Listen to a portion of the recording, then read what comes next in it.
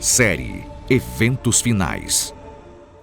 Oi gente, tudo bem? Eu sou Vinícius Mendes, pastor e editor na Casa Publicadora Brasileira e estamos na série Eventos Finais. A cada episódio estudamos um capítulo do livro Eventos Finais. Hoje nós vamos falar sobre o selo de Deus e a marca da besta. No contexto dos eventos finais, haverá dois grupos distintos de pessoas, os seguidores de Deus, que recebem o selo de Deus, e os seguidores dos inimigos de Deus ou do inimigo de Deus que recebem a marca da besta.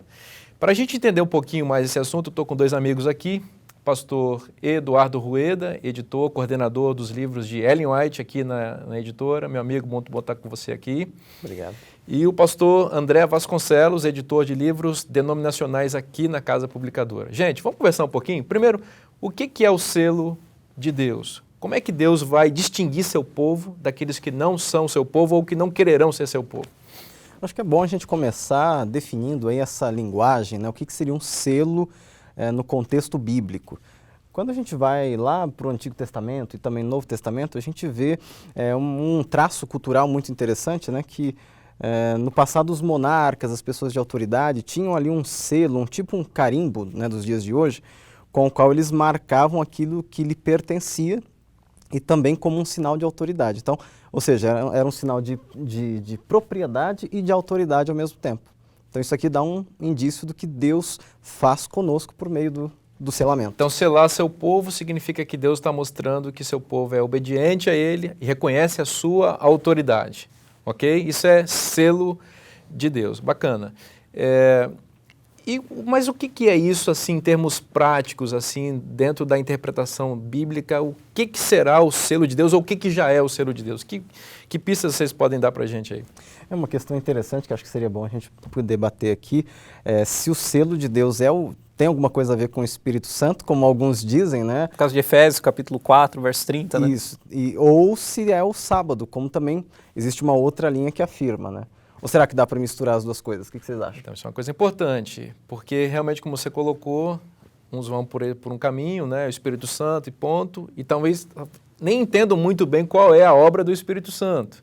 Outros não, é só o sábado. Na minha opinião, acho que a gente consegue fazer uma boa conciliação disso. A gente não, na verdade, a Bíblia acho que apresenta isso de maneira bastante contextualizada, especialmente os textos de Efésios, capítulo 1, verso 13 e 4, versículo 30, ali me parece que o Espírito Santo é apresentado como o agente selador, ou seja, a pessoa da divindade que executa a obra de imprimir a lei de Deus no coração. E no coração da lei de Deus está o sábado. Vocês acham que faz sentido? Não, eu acho que os assuntos de fato aí convergem, né? O Espírito Santo como agente selador, né, e a lei de Deus como o selo, especialmente o quarto mandamento, que é o mandamento que traz aí todas as características de um selo, né, e a gente vê isso muito forte, por exemplo, em Ezequiel capítulo 36, versos 26 e 27, que é um contexto da nova aliança, né, assim como o de Jeremias capítulo 31, e ali o Espírito Santo é o agente que sela os estatutos, a lei, né, no coração do povo de Deus no contexto da nova aliança. Existe um texto muito interessante que é em Isaías capítulo 8, versículo 16, que o profeta diz assim, claramente em relação à obra de Deus no ser humano, sela a lei no coração do meu povo. Você tem as duas coisas, né, o selamento e a lei. Aí, com esses textos, esse texto que você mencionou, de Ezequiel 3, 36, 26 e 27, e também Jeremias 31, ali nós encontramos, acho que o conjunto completo, né? A lei de Deus sendo impressa no coração por meio do Espírito Santo que faz essa obra. E tem até uma questão textual interessante, né? Sim, tem um detalhe linguístico aí bem curioso, né? O mesmo verbo utilizado ali na versão grega do Antigo Testamento, em Isaías 8, versículo 16, é o verbo que Paulo utiliza lá em Efésios e é o verbo que João também prega lá em Apocalipse 7. Então, esses três textos significativos a respeito do selamento utilizam o mesmo verbo e eles têm essa relação com o Espírito Santo e com a lei. E a gente vê isso acontecendo, por exemplo, no Pentecostes, né? Uma ilustração disso, o Espírito sendo derramado e a lei sendo gravada no coração dos discípulos, dos apóstolos, né? Então, inclusive, o Pentecostes era uma celebração da entrega da lei também, porque a festa de Pentecostes acontecia 50 dias depois da saída do povo do Egito. né, 7 semanas, a festa das semanas, como é chamada em hebraico, né? E 50 dias depois do povo ter saído do Egito, Deus apareceu no Sinai e deu as tábuas da lei. É interessante você falar isso, porque o Pentecostes era a festa da renovação da aliança do Sinai, como você mencionou, isso é muito interessante. Então, a cada ano, os judeus celebram ou renovam aquela aliança perpétua que Deus fez com a humanidade no Monte Sinai. Naquele episódio, Deus deu a lei ao seu povo, conforme você mencionou. Então, existe uma vinculação muito grande entre a obra do Espírito Santo e a lei de Deus. Não existe guarda da lei de Deus sem a atuação do Espírito Santo direto no coração. É importante lembrar também que existe o aspecto relacional nisso aí, né? Tem muita gente que acha que essa ênfase que a gente dá à lei de Deus quando a gente fala sobre o selamento é um pouco legalista, mas é importante lembrar que o selamento também fala de graça, né?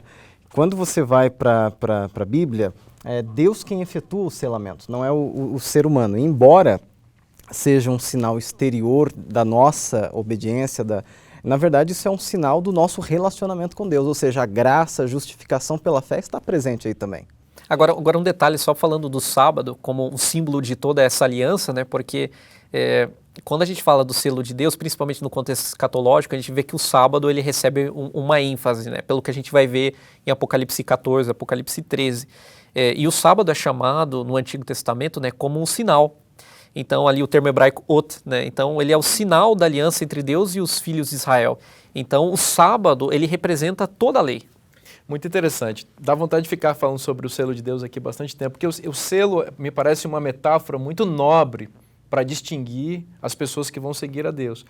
Porém, o inimigo de Deus, diz o texto do Apocalipse, no capítulo 13, que ele tem uma marca para o seu povo. Enquanto o selo me parece um símbolo que remete a uma nobreza, alguma coisa que evoca autoridade, mas também liberdade, a marca me parece um proprietário de gado marcando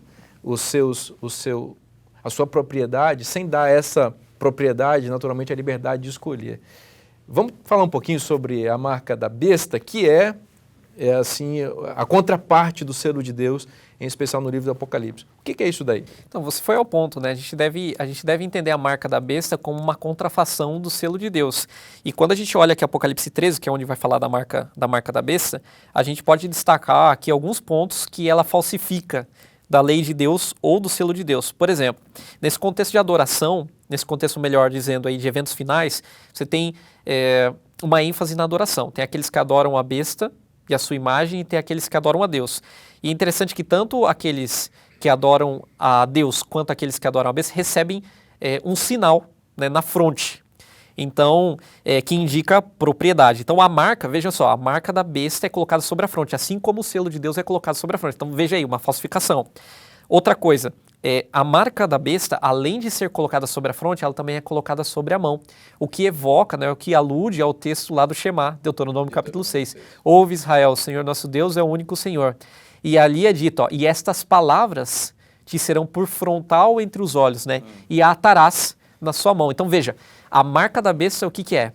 É uma falsificação do mandamento de Deus, é uma imposição, são decretos humanos que tentam invalidar o decreto divino. A gente vê claramente que o inimigo é um invejoso, né? Exatamente. Ele tenta imitar a Deus o tempo inteiro. E receber a adoração de Deus. E nessa imitação, enganar as pessoas. Então, é uma grande falsificação a proposta do inimigo. Então, para a gente entender o que é uma falsificação, porque pela sua exposição ficou claro que a marca da besta é uma falsificação do selo de Deus, correto? Então, precisa ficar muito claro o que é o selo. O selo de Deus, ele é impresso no coração do ser humano pelo Espírito Santo, que imprime a lei de Deus, na qual se destaca o quarto mandamento, que é um representante de toda a lei de Deus, porque que é o mais importante, o maior mandamento ali dentro da lei, enfim. Então, esse é o original. A falsificação, então, o que é? Interessante que a Bíblia ela nos ensina não somente por semelhança, mas também por contraste. Tem muita gente que acha que não há evidência no Novo Testamento da validade dos 10 mandamentos, mas o pastor André acabou de mostrar que o Apocalipse está repleto de contrafações, de falsificações dos mandamentos. Então, se você tem o falso, naturalmente você deve ter o verdadeiro. Com certeza. Né? Então, se no Apocalipse, que é o último livro do Novo Testamento, você tem claramente uma contrafação aos mandamentos, especialmente ao sábado, que declara a adoração a Deus, é óbvio que você deve ter o verdadeiro mandamento e também o falso. Agora, gente, deixa eu jogar uma questão aqui. Aparece lá no Apocalipse 13, no contexto da marca da besta, aquele número que as pessoas têm medo, 666. E tem gente por aí que acredita que a marca da besta vai ser um chip, que vai ser implantado na pele das pessoas. Um código de barra. Um código de barras.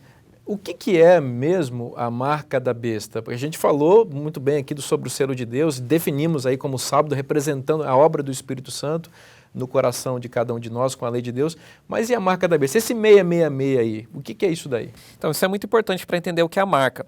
Aqui a gente tem uma definição do que é a marca, no capítulo 13, verso 17, que diz assim, para que ninguém possa comprar ou vender, senão aquele que tem a marca.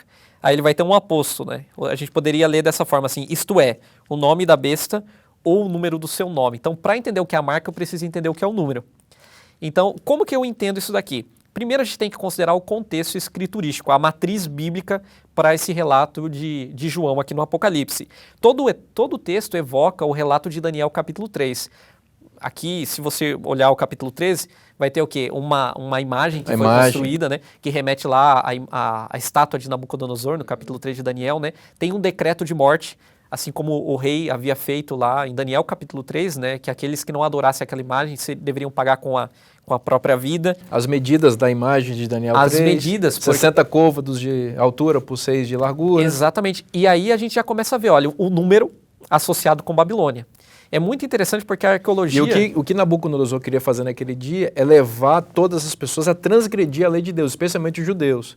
E no caso ali, o mandamento... E promovendo um decreto, isso é importante. Ele cria um decreto para invalidar uma ordem divina. E era um decreto para que as pessoas deviam se ajoelhar diante de uma imagem. No Apocalipse, essa imagem ela é metafórica a respeito da transgressão também da lei de Deus.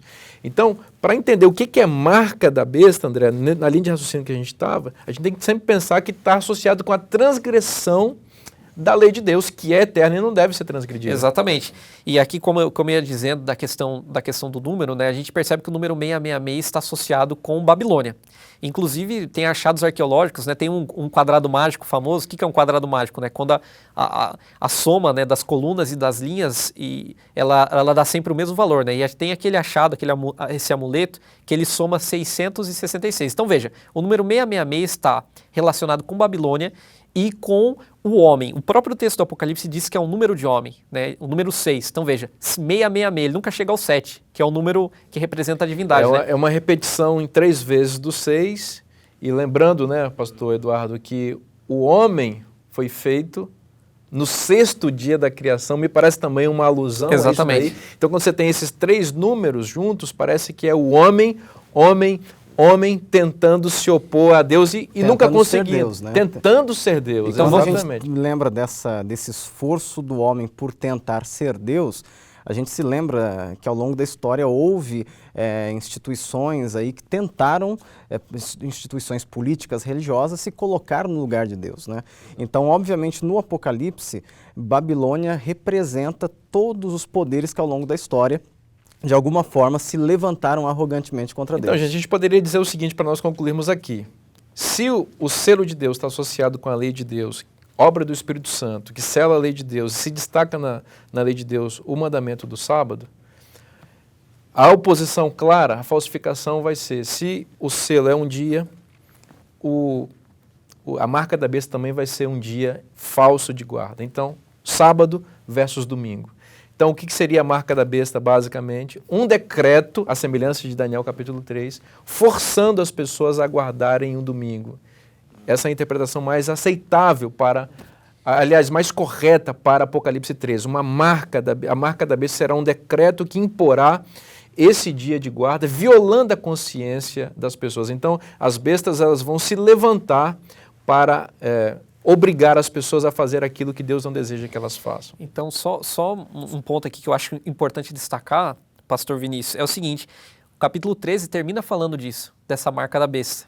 Aí o capítulo 14 começa falando dos 144 mil selados por Deus, na fronte, Então veja, a Exato, mesma a imagem. alusão é clara. E eles vêm com uma mensagem, a mensagem do remanescente, que é descrito como aqueles que guardam os mandamentos de Deus e têm a fé em Jesus. E a primeira mensagem que eles apresentam é temei a Deus, que temer está relacionado com a obediência aos mandamentos. Então temei a Deus e dai-lhe glória, né? E adorar é aquele que fez o céu e a terra e o mar. Então veja, essa expressão é uma alusão ao quarto mandamento. Copiou e colou, né, João? Copiou e colou. João foi lá e copiou, tirou dos 10 mandamentos, capítulo 20, versículo 11, a expressão aparece lá, ipsis literis, literalmente, o céu e a terra e o mar. Então ele foi lá e colocou no Apocalipse. Essa é uma citação direta. E na citação direta você não tira só as palavras, você tira todo o contexto. Então se ele citou um texto do sábado, ele está dizendo que no contexto da adoração é assim muito que importante. se adora a Deus. É assim que se adora a Deus. E quem não adora a Deus vai estar fazendo o contrário disso daqui. Gente, olha, dá vontade de muita ficar coisa pra falar, aqui mas com vocês o tempo todo é aqui. inesgotável, Mas né? a gente precisa concluir. E aí, você gostou? Deus tem muitas bênçãos para você. Esse livro, Eventos Finais, isso aqui é só uma pitadinha do que você pode encontrar lá. Tem coisas magníficas. Cada capítulo revela coisas lindas sobre o plano de Deus e sobre o futuro que se descortina para nós, para aqueles que desejam conhecer um pouco mais. Então, que Deus abençoe, continue acompanhando nossos vídeos aqui, também continue estudando a palavra de Deus, estudando os livros inspirados. Deus tem muita coisa para te revelar. Um forte abraço, meus amigos.